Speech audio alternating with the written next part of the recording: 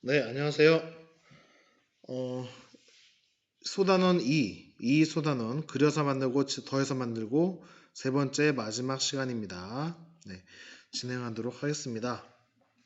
어, 오늘은 두 번째 챕터죠. 한자 바르게 쓰기가 나옵니다. 한마디로 한자의 필순에 대해서 공부하기 그런 뜻이 되겠죠. 한자를 구성하는 점이나 선을 획이라고 하고 한 글자에 쓰인 획의 수를 획수라고 합니다. 획은 다음과 같이 여러 가지 모양이 있습니다.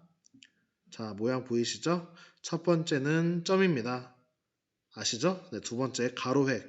가로로 길게 쓴 획을 가로획이라고 하고 세로획. 세로로 길게 쓴 획을 세로획이라고 합니다. 네, 오른쪽 위에서 왼쪽 아래로 쓰는 획을 삐침이라고 하고요. 왼쪽 위에서 오른쪽 아래로 길게 빼주는 느낌의 획은 파임이라고 합니다. 갈고리는요, 세로획은 세로획인데 밑에서 치켜 올려주는 겁니다. 그쵸? 그 다음에 꺾음은 당연히 꺾어지는 획을 나타내겠죠. 우리가 꺾음이라는 획에 주의할 필요가 있는데요.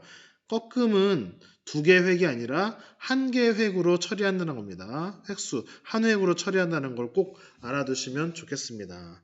다음 장 보시겠습니다. 네, 드디어 되게 중요한 부분이 나옵니다. 한자 바르게 쓰기.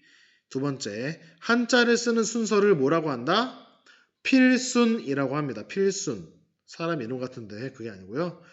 붓필자에다가 순서 순자입니다. 쓰는 순서란 얘기입니다. 필수는 글자에 따라 예외적인 경우도 있지만 대체로 다음과 같은 순서를 따르면 한자를 바르고 맵쉽게 쓸 수 있다. 그랬습니다. 맞아요. 저는 원래 원칙은 없거든요. 그런데 예외적인 부분도 있고 원칙도 없지만 대체로 이런 순서를 따르면 한자가 예쁘게 나와요. 이거는 저도 자신 있게 말씀드릴 수가 있어요. 한자를 바르고 맵시 있게 쓰기 위해서 순서를 지켜준다. 이렇게 생각하시면 되겠습니다. 자, 하나씩 볼까요? 첫 번째, 왼쪽에서 오른쪽으로 쓴다. 넘어가도 되겠죠? 네, 두 번째, 위에서 아래로 쓴다. 세 번째, 가로획과 세로획이 만나면 가로획을 먼저 써줍니다. 네, 세 번째 좀 중요하죠? 네 번째는요, 삐침과 파임이 만나면 삐침을 먼저 쓴다라고 되어 있습니다. 삐침과 파임이 만나는 한자들이 몇 개 있어요. 여기는 이제 들어갈 입자가 나왔죠? 사람 인자도 마찬가지입니다. 그죠? 이렇듯이 삐침과 파임이 만나는 한자에서는 삐침을 먼저 써주는 거 알아두시면 좋겠습니다. 다섯 번째 필수는 뭐예요? 좌우의 모양이 같으면 가운데를 먼저 써줘요. 그죠? 가운데를 나중에 써주는 게 아니고요. 좌우의 모양이 대칭이라면 가운데를 먼저 써서 중심을 잡아주고 그 다음을 써주는 얘기죠. 그 다음 여섯 번째인가요? 네, 여섯 번째. 바깥쪽과 안쪽을 쓰는 한자가 있을 때 바깥쪽을 먼저 써준 다음에 안쪽을 나중에 써줍니다. 바깥쪽부터 중심 잡아주고 안쪽을 채워나가는 그런 말입니다. 그쵸? 일곱 번째, 꿰뚫는 획은 나중에 쓴다라고 되어 있습니다. 가운데 중자도 있고 관통할 관자, 그쵸? 뚫을 관자도 있고, 그죠? 여러 가지 꿰뚫는 획이 있는 글자들이 있는데 어머니 모자도 있네요. 그죠? 네. 이런 글자들이 있어요. 꿰뚫는 획은 어떻게 한다? 맨 나중에 써준다. 알아두셔야 되겠습니다. 여덟 번째, 오른쪽 위에 점은 나중에 찍습니다. 예, 오른쪽 위에 점은 나중에 찍는 거 알아두셔야 됩니다. 이런 글자들 꽤 많이 있습니다. 오른쪽 위에 점은 나중에 찍는다. 그 다음에 받침은 나중에 쓴다라고 되어 있죠. 받침. 받침은요, 한자를 이루는 부분 중에 하나인데요. 책받침도 있고, 그냥 받침도 있고, 받침은 나중에 쓴다. 이것도 되게 중요합니다. 네. 받침 먼저 쓰는 사람들이 먼저 쓰는 경우가 있는데요. 받침은 나중에 써준다는 거 알아두시면 되겠습니다. 받침은 나중에 쓴다는 얘기는 나중에 받침으로 이 글자를 마무리하면서 중심을 잡아준다는 얘기가 되겠죠. 그죠? 이런 식으로 필순을 봤는데요. 여러분, 이 필수는요, 이번 시간만 공부하는 게 아니고요. 그때그때 한자들이 나올 때, 그때그때 우리가 배워야 하고 익혀야 되는 한자들이 나올 때 때마다 설명을 해야지만 여러분들이 확실히 머릿속에 각인이 되거든요. 그러니까 이번 시간에만 공부한다고 생각하지 마시고 앞으로 우리가 배우는 한자에 대해서 계속해서 학습해 나간다고 보시면 될 것 같아요. 아시겠죠? 네, 실천 열매 맺기 보시겠습니다.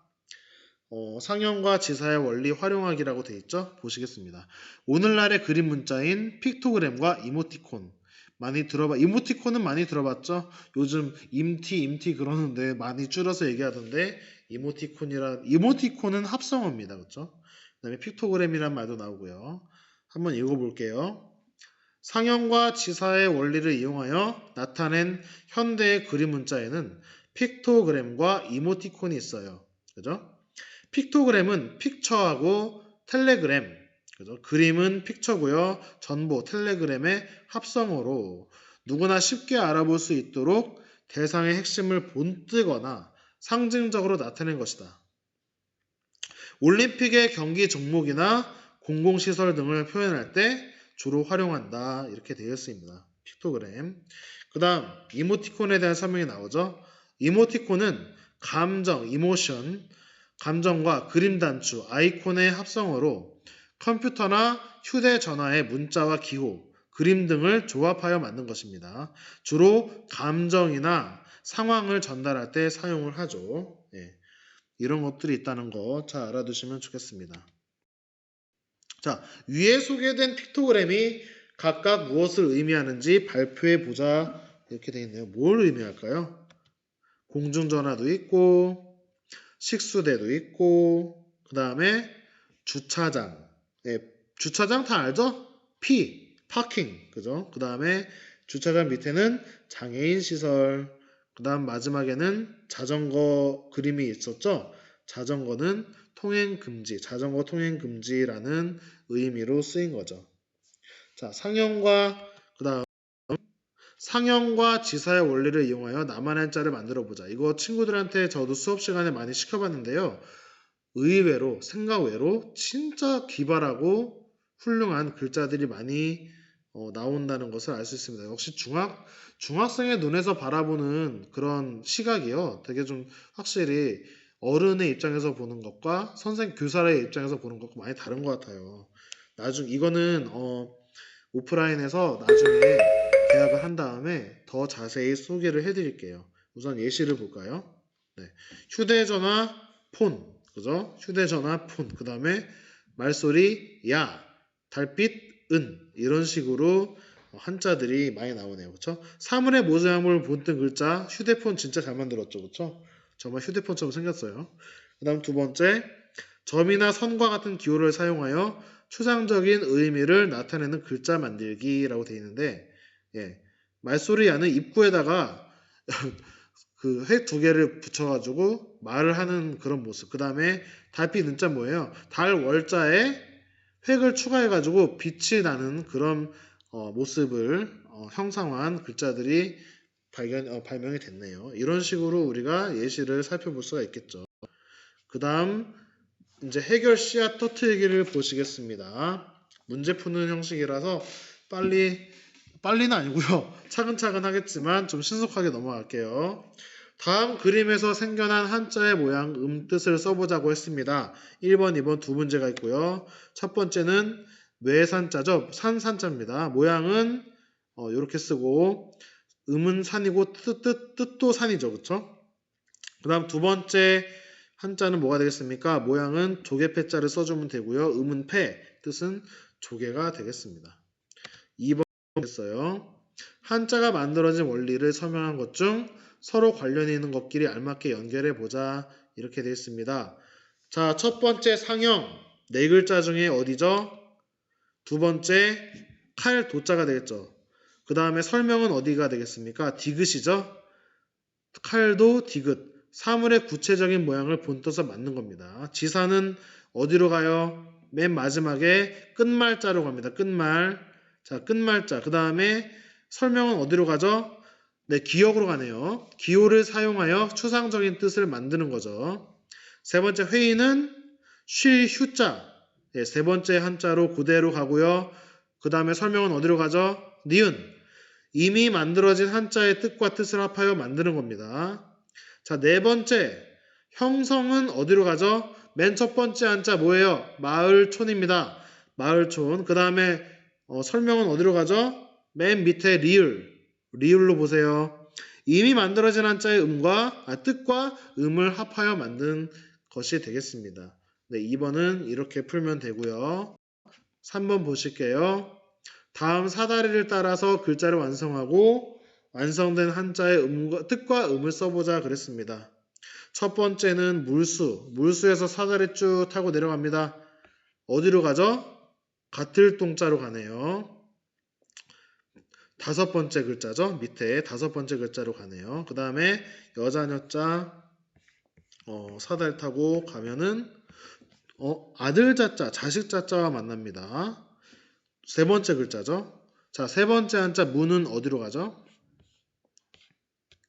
이거 사다리가 되게 헷갈리네요. 그죠? 문은 입구자와 만나게 되겠죠. 문문자와 입구자가 만납니다. 입구자는 밑에서 두 번째 글자가 되겠죠. 그 다음에 나무목은 어디로 가죠? 나무목은 같은 나무목으로 갑니다. 네 번째 글자끼리 만나게 되네요. 자, 그 다음 다섯 번째 사람 인자는 어디로 갈까요? 사람 인자는 맨 첫 번째 글자인 주인 주자랑 만납니다. 그래서 합치면 어떻게 되죠? 첫 번째는 살다 주, 두 번째는 물어볼 문, 물을 문, 세 번째는 좋다 호, 좋을 호, 네 번째는 숲을림, 다섯 번째는 마을 동. 이렇게 완성이 된다는 것을 볼 수가 있겠습니다. 이 단원은 이렇게 마치고요. 다음 단원은 3단원 자전과 부수입니다. 부수라는 개념은 정말 중요합니다. 한자 학습에 있어서 정말 중요한 그런 요소라고 볼 수 있고요. 자전은 우리가 모르는 한자를 찾을 때 꼭 필요한 수단이 되겠습니다. 자전과 부수를 한 단원으로 뺐다는 얘기는 굉장히 중요한 요소라고 볼 수가 있다는 거죠. 네, 자전과 부수에 대해서는 다음 시간부터 공부하도록 하겠습니다. 오늘은 여기까지 하겠습니다. 감사합니다.